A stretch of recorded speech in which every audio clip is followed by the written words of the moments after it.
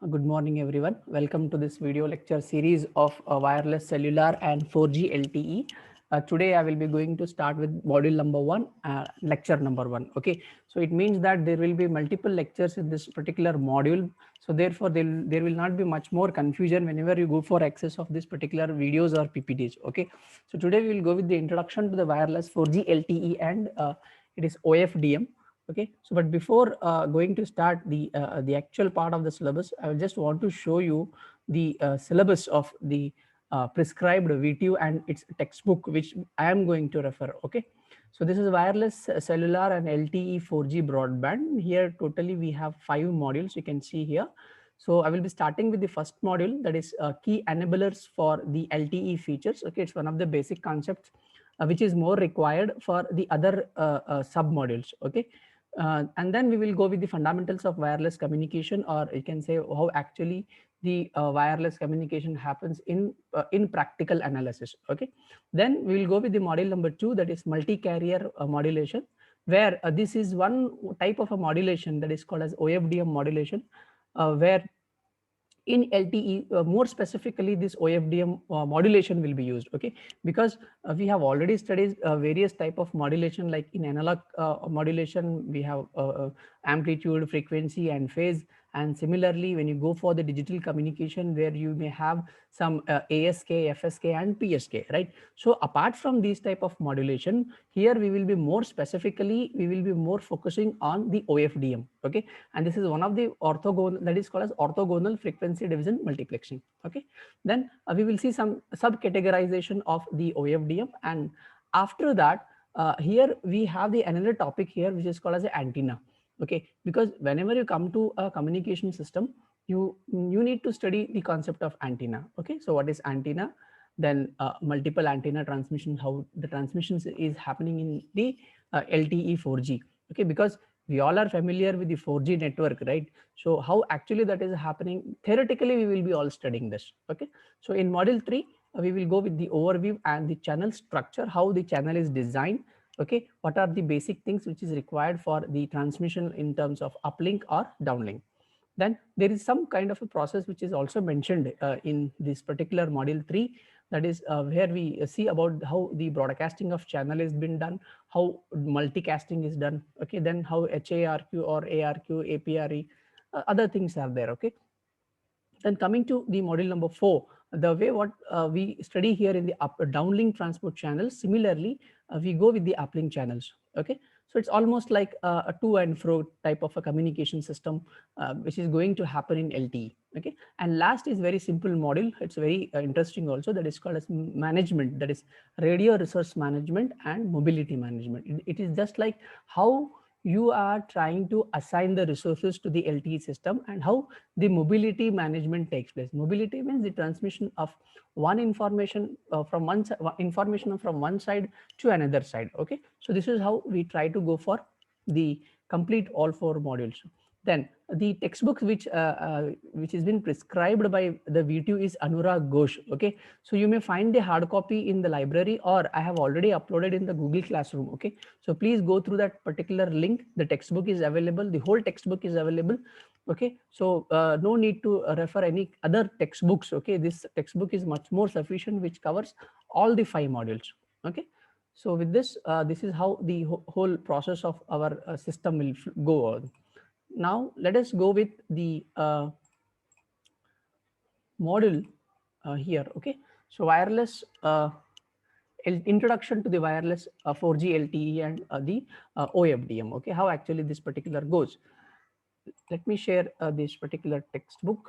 Here you can see this is by the fundamentals of the LTE, that is by Anurag Ghosh. Okay, so now let us go to the module number 1.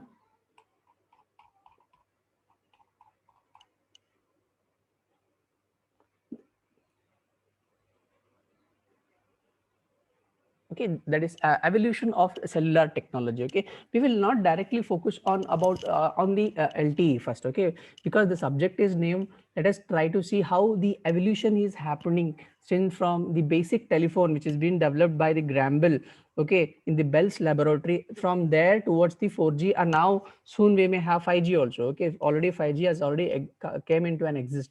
Okay, so evolution of the cellular technology, this is just an introduction part how actually this goes. Okay, and one more thing I want to tell here is I will not be preparing the separate PPT. This is actually the textbook. Okay, so from the textbook itself I will be explaining in detail, line to line, and very more specifically how actually the communication is happening in this particular LTE system. Okay, so what is happening in this LTE is nothing but, or you can say that in the wireless communications, okay, there is a lot of changes happening from past many years. Okay, you can see from since 1983, when the first commercial telephone system was been developed in United States.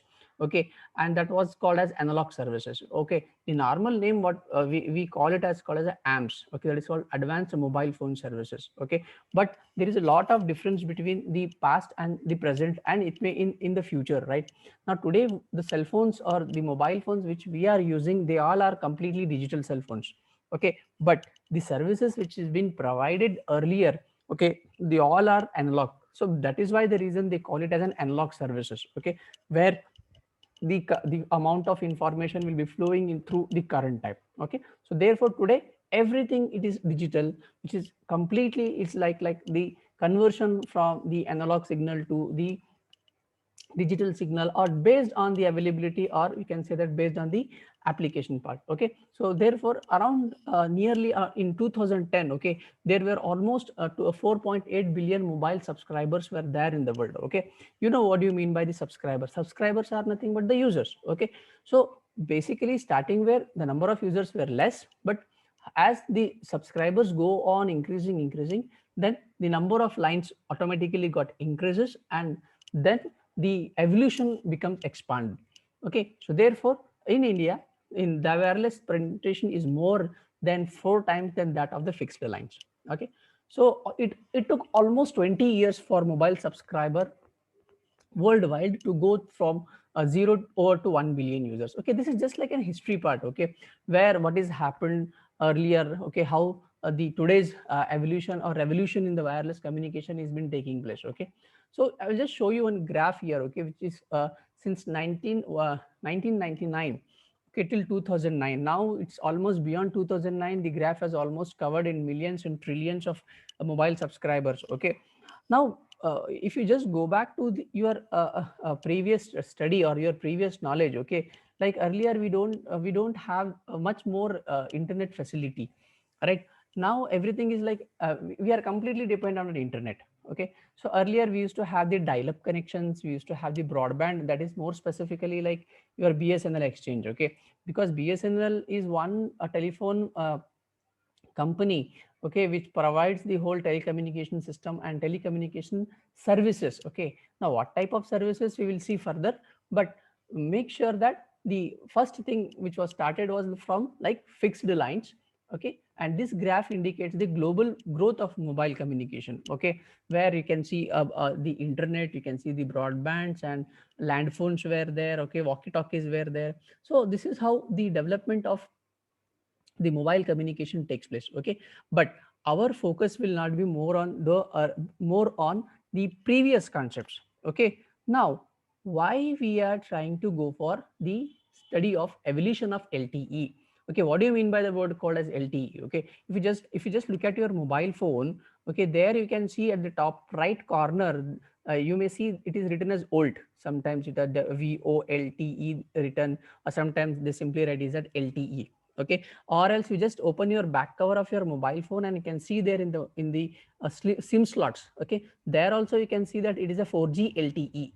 Okay, and sometimes what happens is if your mobile phone is not uh, is not at the present purchased. Okay, if it is something around 3 years or 4 years, okay, nearly around some 2015. Okay, so there the network which used to show is only 4G.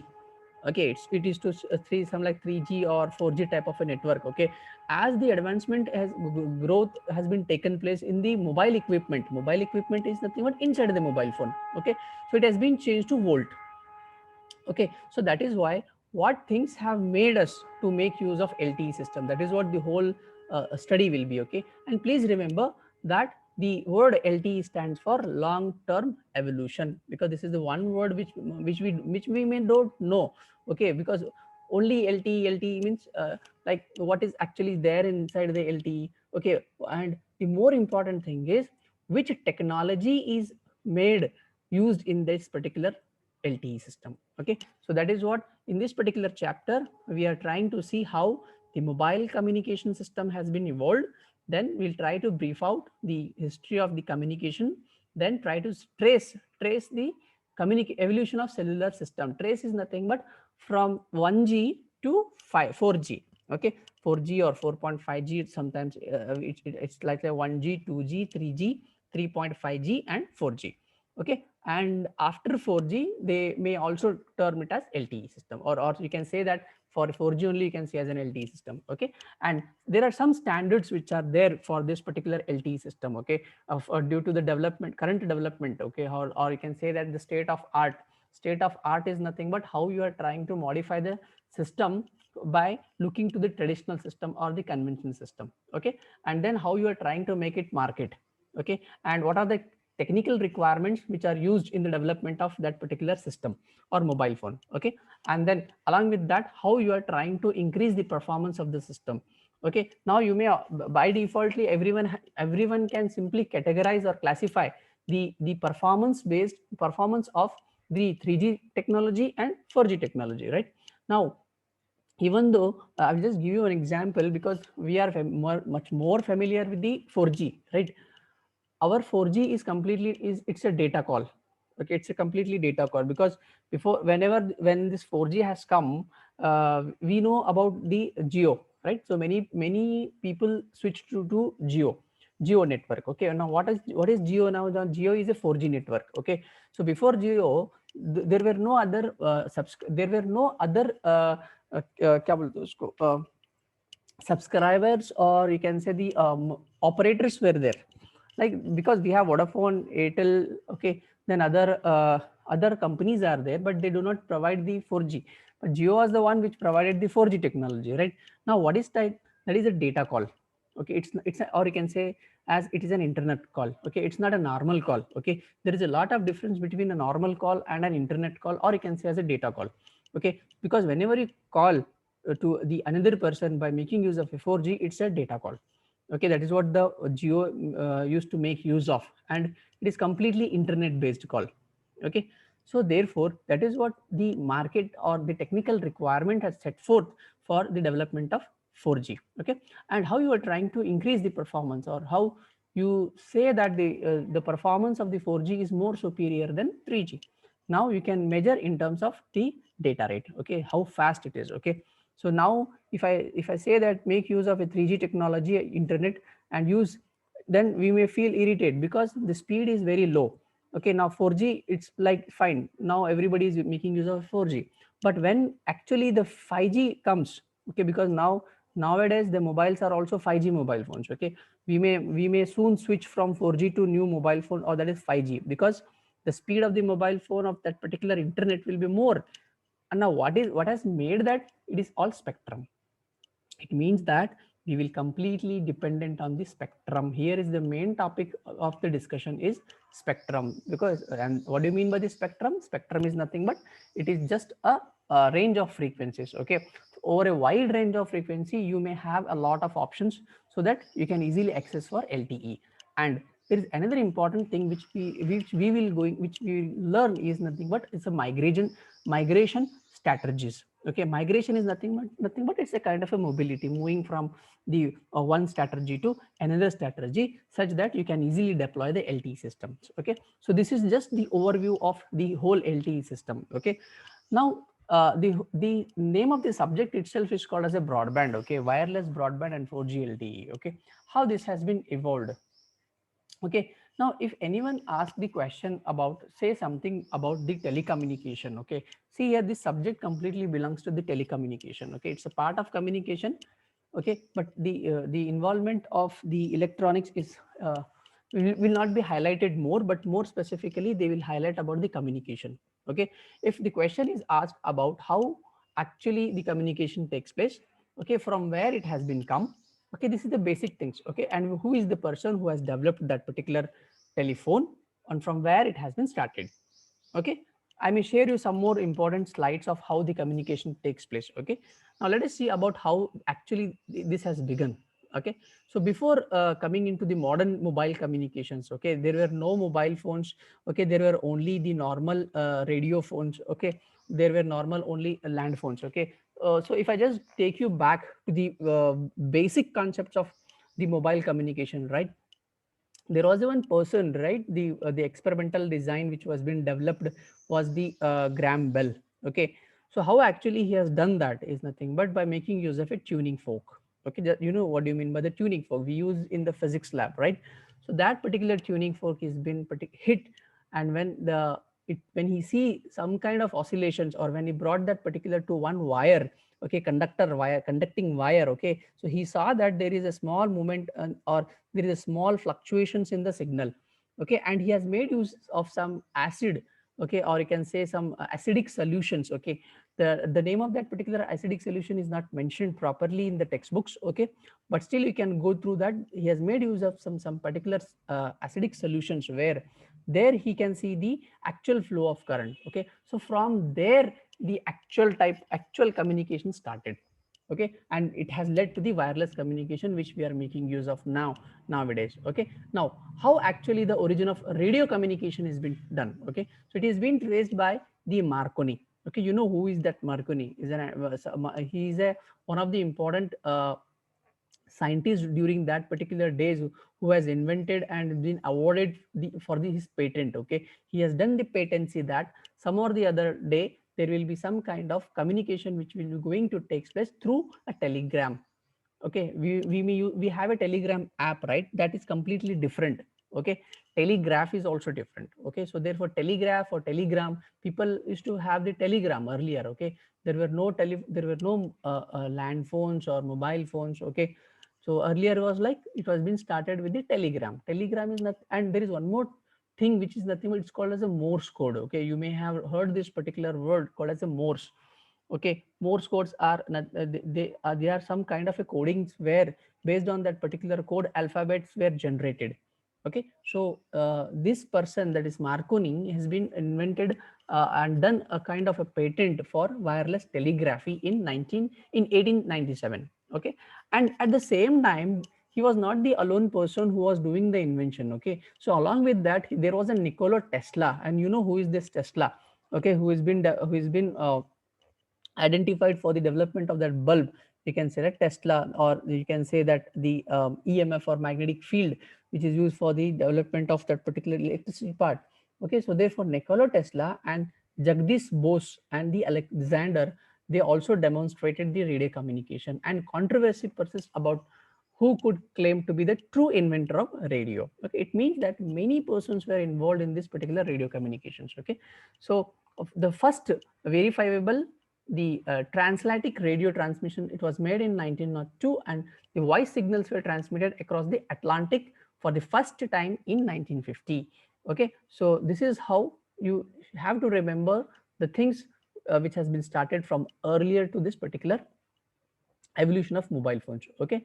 And the very most important is it has been used in the several US nations, you can say, okay, where the US municipalities deployed some systems in 1930, okay. And please remember this, that is AT&T, this is the name of the laboratory where the first mobile phone services was been introduced, okay, in St. Louis, Missouri, okay. It's a manual system with a capacity to support a maximum of 3 simultaneous calls, okay. It's a manual system, and there will be one person sitting over there who will do the connections, and he will ask, okay. If you just ask your ancestor, or if you just ask your grandparents or grandfathers, Okay, they used to tell how the communication used to happen. Okay, because there are various type of communications which used to happen in the earlier days. Okay, now still present also, still we are focusing more on the post office, right? If you want to just send some documents to some or the other part, we send the post office, right? Hard copy documents I'm telling about. Now the very simplest form of thing is nothing but by making use of your email. Just put a one email, scan the document, email, just it goes on. There was a fax machine also, right? It also comes under the communication. Okay, but now fax machine has been stopped. Okay, people are more focusing on the emails. Okay, now people are also more focusing on the WhatsApp and other applications. It goes within a fraction of second. No email is required, just phone number is required, right? So therefore the earlier process was manual process. Okay, everything, the human power was much more required than the technology. But now the technology has completely replaced the human beings. That is why the reason we should be able enough to grasp the things which we are going to learn here. Okay, so that some or the other day we may become the inventor of some or the other technology, right? So therefore in by the year of 1948, AT&T expanded its services to 100 cities, and over 5,000 customers were mostly they made use of this particular technology. Okay, then this is how the again the theory part is given. Some breakthroughs are given in the AT&T. Okay, and now I will just show you one table here. Okay, please just look at this particular table. Okay, important historical milestones towards the development of mobile broadband. Once this question has also come, explain the historical milestones, how it has been done from the first to last. Okay, so in before 1982, he was the Nikola Tesla founded the theoretical basis for radio communication. After Tesla, there was a Marconi who demonstrated the radio communication, but he has been awarded with the patent. Okay, in 1902, first transatlantic, that is what I've said, it has been done. Okay, then in 1906, again, Reginald Fessendon made some first successful two-way transmission. Two-way is nothing but two-way type of communication between North Atlantic, and demonstrated voice transmission. Then 1950, it has again radio, it has been done in the Paris and France. Then 1921, shortwave. In 1934, AM radio waves have come existence in US. Okay, and you can just see there is a huge list I can show you till 2009. Okay, but now it has been extended to 2021 because many releases have come one by one. Also we can see it in here, but you can see in the 2009 3G. Okay, 3G PP releases of 8 LTE SAE specification has been done. Okay, so this is how the whole complete introduction to the wireless mobile communication has been. Okay, so today, so I will stop here. Okay, so from tomorrow class I will be dealing with all the 5 generations, that is called as first generation. In that particular, very important thing is amps. Okay, what do you mean by amps? What are the various frequencies are there? How many numbers of channels? Which type of modulations are used? Okay, then 2G digital. 2G has our digital actually will start from 2G. Okay, it not from 1G, start from 2G. So 2G digital. Okay, after that we have 3G. Okay, or you can simply call it as a GSM. Okay, you know what do you mean by we use the GSM module, right? So similarly, it's as same as GSM. So we have a GSM. Okay, it has some kind of a network. I'll show you that network also. Then we have a CDMA, FDMA, TDMA. Okay, we have 3G broadband. Okay, which is completely a wireless communication system. And after 3G, some basic things which are also just like upgradation of 3G technology, by that is called CDMA 2000 is there. Okay, some UTMS is there. HSPA, this is a high speed packet data access. Okay, so we will see one by one how actually this is going to happen in future. Okay, so which will help us to learn more about this particular uh, fundamentals of wireless communication. Okay, so with this I will be uh, concluding my today's class. Thank you.